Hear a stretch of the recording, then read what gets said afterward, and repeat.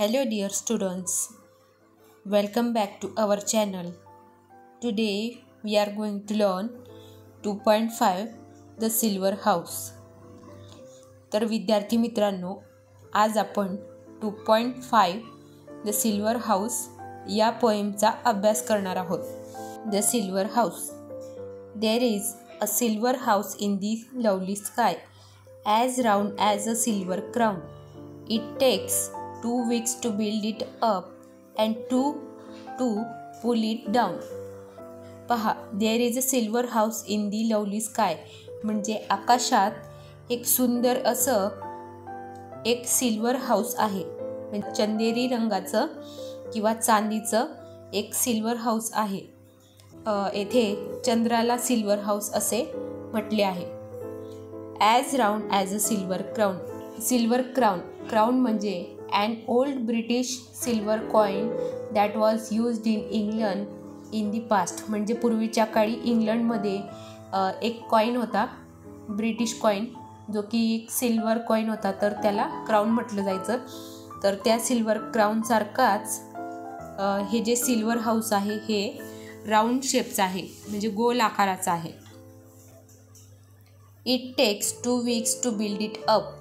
Silver house तयार व्हायला म्हणजेच फुल मून व्हायला आपण पाहतो की 2 weeks लागतात, म्हणजे 2 आठवडे, तर 15 दिवस लागतात. म्हणजे अमावस्येपासून तर पौर्णिमेपर्यंत 15 दिवस असतात. म्हणजे अमावस्येपासून 15 दिवस जर आपण पकडले तर 15व्या दिवशी पौर्णिमा असते, म्हणजेच फुल मून असतो.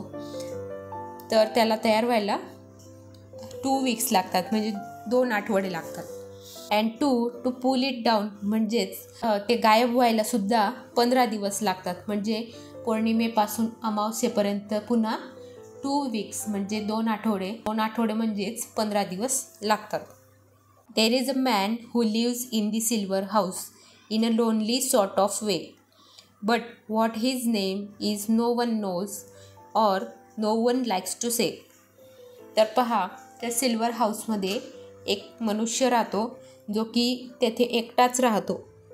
ठीक आहे.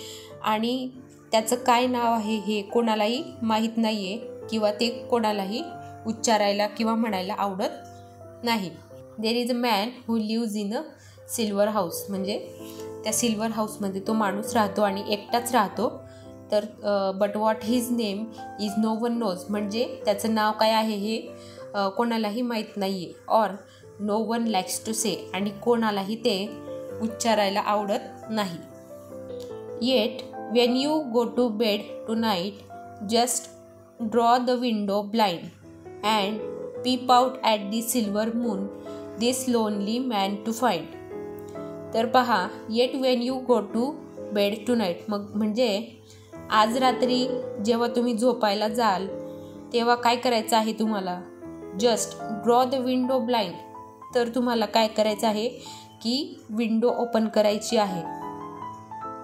विंडो ब्लाइंड येथे असं म्हटलेलं आहे की ज्यावेळी विंडो बंद असते त्यावेळी आपल्याला हे आकाशातलं सुंदर असं दृश्य दिसत नाही. त्यामुळे आज तुम्ही जेव्हा झोपायला जाल तेव्हा विंडो ओपन करा.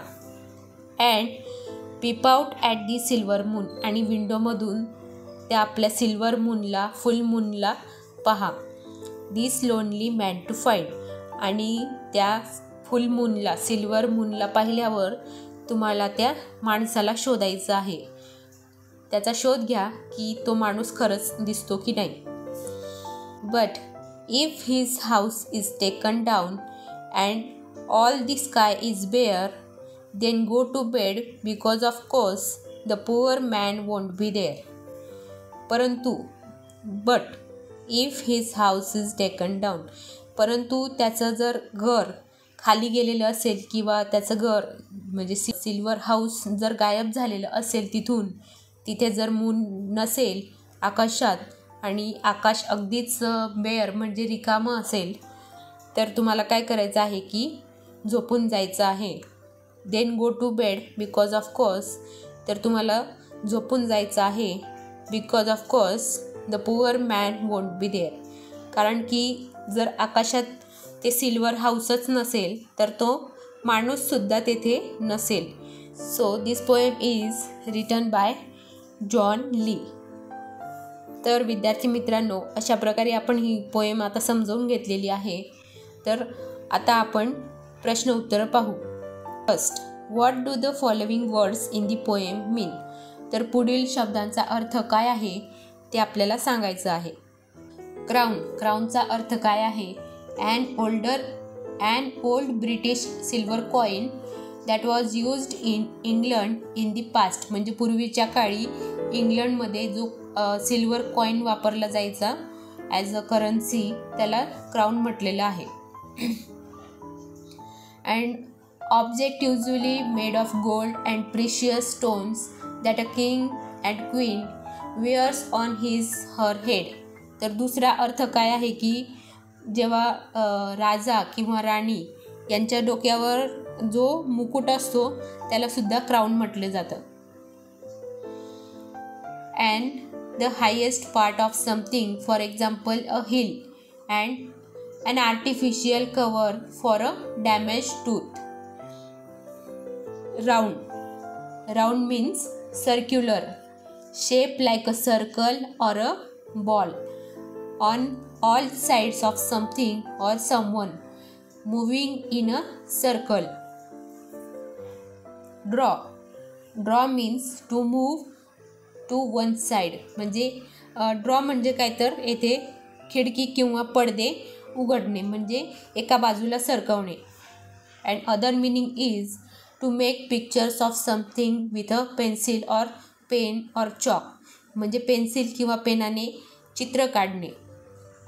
To move in the direction maintain and to attract or interest somebody. म्हणजे आपण एखाद्याचं अटेन्शन मिळवण्यासाठी सुद्धा असं त्याला अट्रॅक्ट करण्यासाठी सुद्धा हा शब्द वापरला जातो. पुढचा शब्द आहे blind. Blind means protective covering for a window shade. तर येथे पहा अर्थ, या ब्लाइंडचा अर्थ असा आहे की ज्यावेळी खिडकी बंद असते, विंडो बंद असते, त्यावेळेस आपल्याला समोरचं किंवा बाहेरचं आजूबाजूचं काही दिसत नाही. त्यामुळे त्याला तेथे ब्लाइंड हा शब्द यूज केलेला आहे. And other meaning is not able to see and not noticing or realising something and unreasonable acceptance of something. So next question, find 4 pairs of rhyming words from the poem. तर आपल्याला rhyming words पोएममधून find out करायचे आहेत. तर पहा, crown down, way say, blind find, bare there. Third, in each of the following line spot the sound that is used repeatedly. तर या ओळींमध्ये कोणता साऊंड रिपीट झालेला आहे त्याला आपल्याला स्पॉट करायचा आहे. First line, there is a silver house in the lovely sky. So here the S sound repeated. ठीक आहे, द साऊंड ऑफ एस हा साऊंड रिपीट झालेला आहे. As round as a silver crown, the sound of A. तर या ओळीमध्ये A हा sound repeat झालेला आहे. It takes 2 weeks to build it up and 2 to pull it down, the sound of T. ट हा साऊंड तेथे रिपीट झालेला आहे. What is implied in the following phrases or lines. तर आता पुढील लाईन्समध्ये मिनिंग काय आहे ते आपल्याला इथे सांगायचं आहे.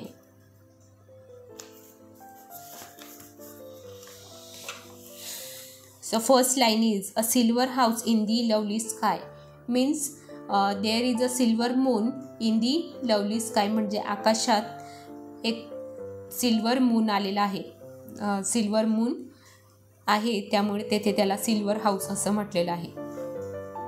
It takes 2 weeks to build it up means the 2 weeks during which the moon grows bigger. म्हणजेच त्या 2 weeksमध्ये म्हणजे अमावस्येपासून तर पौर्णिमेपर्यंत या 2 आठवड्यात चंद्र मोठा मोठा होत जातो. and 2 to pull it down, and the 2 weeks during which the moon keeps decreasing in size means the waning of the moon. ठीक आहे, ज्यावेळेस चंद्र मोठा होत जातो त्याला the waxing of the moon असं म्हणतात. तर ज्यावेळेस छोटा छोटा होत जातो आणि अमावस्या येते लास्ट, तर त्यावेळी आपण द वॅनिंग ऑफ द मून असं म्हणतो. सो डिअर स्टुडंट्स, बाकी क्वेश्चन हे ॲक्टिव्हिटी बेस्ड आहेत, त्यामुळे ते प्रश्न तुम्ही स्वतः वाचून काढायचे आहेत आणि त्यानुसार ॲक्टिव्हिटी करण्याचा प्रयत्न करायचा आहे. सो डिअर स्टुडंट्स, तर आपण द सिल्वर हाऊस या कवितेचा अर्थ समजवून घेतलेला आहे आणि त्यावर काही प्रश्नसुद्धा सोडवलेले आहेत. तर व्हिडिओ आवडला असेल तर लाईक शेअर नक्की करा आणि जे कोणी विद्यार्थी मुलं आपल्या चॅनलला नवीन असतील त्यांनी चॅनल सबस्क्राईब करा. धन्यवाद.